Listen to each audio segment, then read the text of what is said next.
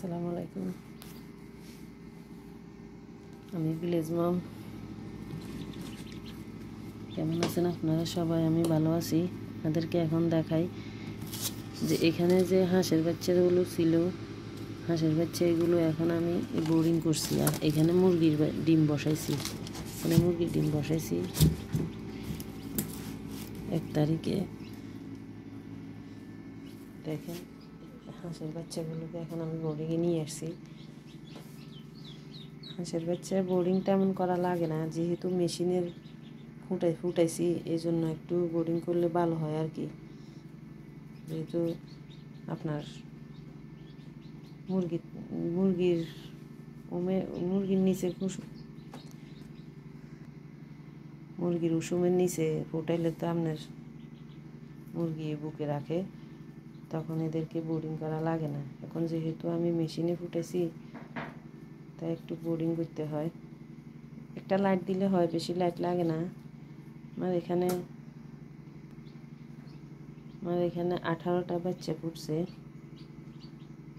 ডিম বসাইছি অনেকগুলো, যেগুলোর ভিতরে বীজ ছিল না এগুলো নিয়ে ফেলছি। আর প্রায় 20-25টার ভিতরে বীজ ছিল, এর মধ্যে 18টা ফুটছে। তা এগুলো আমি নিজে বড় করুন, ডিমের জন্য তৈরি করুন। আল্লাহর রহমতে দোয়া করবেন। যে এদেরকে লাইসোবিট দিয়ে পানি দিছিলাম,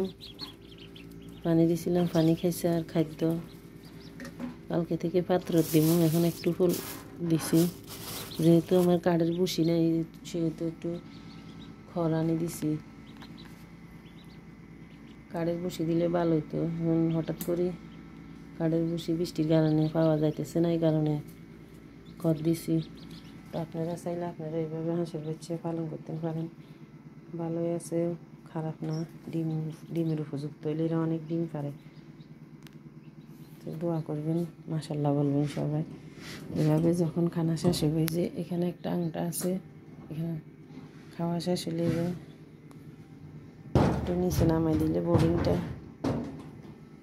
একটু এই হচ্ছে হাঁসের বোর্ডিংয়ের পদ্ধতি। আপনারা চেষ্টা করবেন, কিছু যদি না পারেন কমেন্টে জানাবেন। আমি বেশি পারদর্শী না, হালকা একটু পারদর্শী। দোয়া করবেন। আসসালামু আলাইকুম।